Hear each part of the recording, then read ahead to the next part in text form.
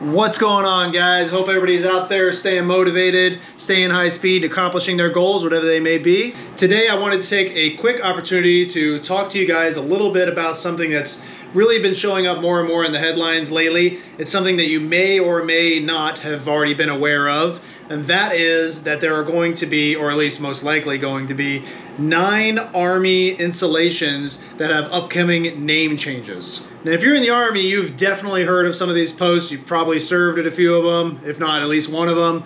And if you've ever been affiliated with the military as a whole, I'm sure these names have come up before, and you have some sort of familiarity with these post names as they are today. Now, back in May of 2022, there was a congressional commission that was tasked with this, to find 9 new names for these 9 installations that are named after Confederate leaders. And they've done that, and they've come up with those 9 names, and what they say is that these 9 new names, quote unquote, embody the best of the United States Army and America. The Naming Commission's chair, retired Navy Admiral Michelle J. Howard, said, "The Naming Commission sought to find names that would be inspirational to the soldiers and civilians who serve on our Army posts and to the communities who support them."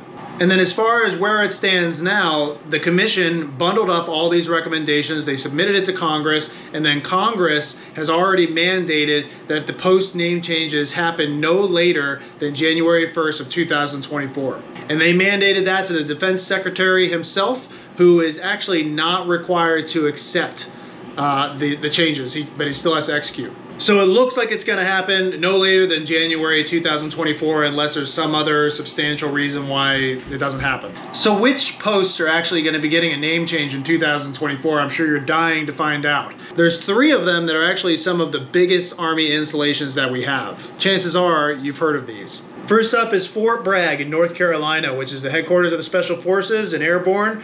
It bears the name of General Braxton Bragg, a commander often assailed as one of the most bumbling commanders in the war. Bragg was relieved of command after losing the battle for Chattanooga in 1863, then served as a military advisor to Confederate President Jefferson Davis. Interesting history for Fort Bragg. And then there's Fort Benning in Georgia. That's the home of Army Infantry and Airborne Training, and it's named after Brigadier General Henry Benning, who led troops at Anaheim and Gettysburg. In remarks in 1861, laying out slavery as the reason for secession, Benning warned that abolition would lead to black governors, black legislatures, black juries, black everything. Is it to be supposed that the white race will stand for that?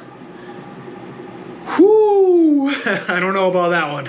And then there's Fort Hood in Texas, which is named after John Bell Hood, who resigned his commission in the U.S. Army to fight against it. It is believed that his reckless command hastened the fall of Atlanta, and his losses at the Battle of Franklin were so disastrous that they have been called the Pickett's Charge of the West, in reference to a bloody and failed assault named for Major General George Pickett, one of General Robert E. Lee's top commanders at Gettysburg. And then the other posts include Fort Lee, Pickett, and A.P. Hill in Virginia, Fort Polk in Louisiana, Fort Gordon in Georgia, and Fort Rucker in Alabama. So before I even get into what the new proposed names are going to be for these Army installations, I want to give you a quick contextual background as to why these posts were ever named after Confederate leaders in the first place. And I don't want to waste a whole lot of time on it. I've done some decent amount of research, and from what I found, it seems that most of the posts were erected around 1900 to 1910. And when the Army was looking for places to set up camp, they needed to find places with tons of land and with states that were actually willing to house the Army installations there and be willing to help with the construction of it. And it's also really important to remember that that was right in the middle of the time of the Jim Crow South period, which was the period of time, I believe it was the 60s, the 1860s till, I don't know, I think maybe 1930, something like that, where local and state law enforcement actually enforced the segregation of white and black Americans. And so placing Army installations in these strategic points around the United States, especially in the southern areas of the states, they had to work with that state leadership in order to even get the permission in the first place. And so it would seem that the biggest reason why these posts were named after Confederate leadership was really just to support some sort of reconciliation between the North and the South, which in retrospect might not have been the right idea, but hey, that's why we are where we're at now. And from what I've researched, it seems like at the time they reached out to the communities who then came up with these names in the first place to help support the institution of these installations, and they wanted to honor the legacy of those leaders that they still held in high regard. And looking at this contextual background of how these names came up, it's just important to understand that times were a lot different back then. People were making decisions based on a much different reality than what we have today. It is what it is, and now what do we do today to change it if it seems necessary to change it, right?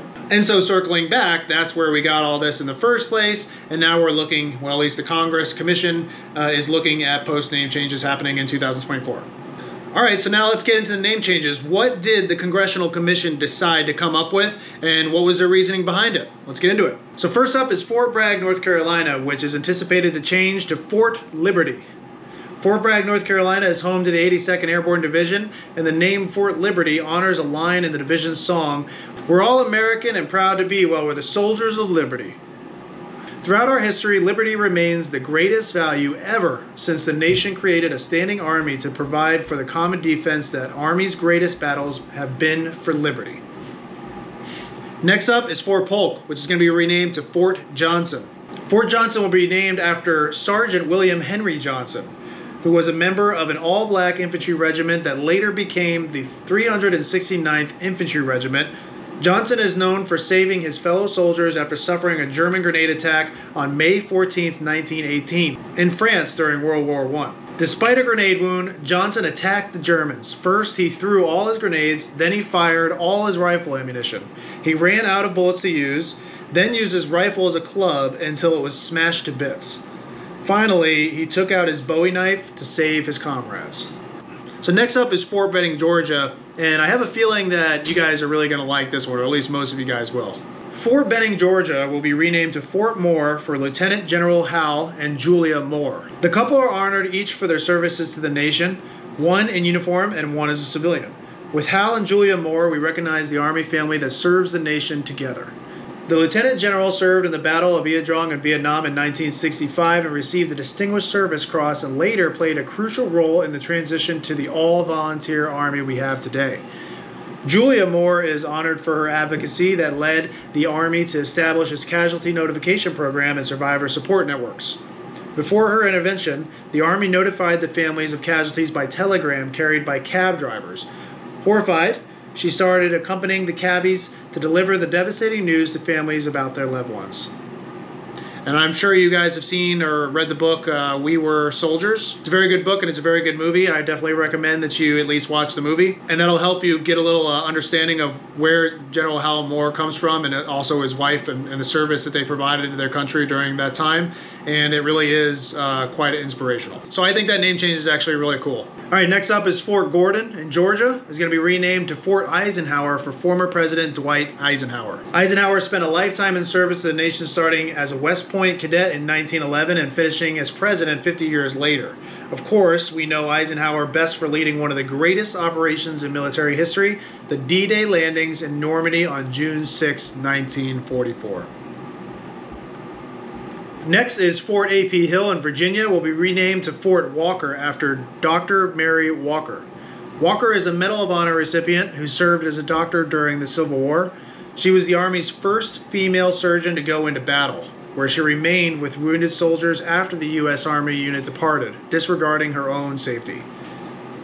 Fort Hood, Texas will be renamed to Fort Cavazos after General Richard Cavazos. Cavazos was a Distinguished Service Cross recipient who fought in the Korean and Vietnam Wars and later commanded the Army's 3rd Corps, which is headquartered at the installation. As a young lieutenant in Korea, he led his company on 3 separate charges of an enemy position. Then he returned to the field 5 times to evacuate his wounded soldiers before allowing medics to treat his wounds. Fort Pickett, Virginia to Fort Barefoot for Technical Sergeant Van T. Barefoot. Barefoot is a Medal of Honor recipient who served in the Army for more than 34 years.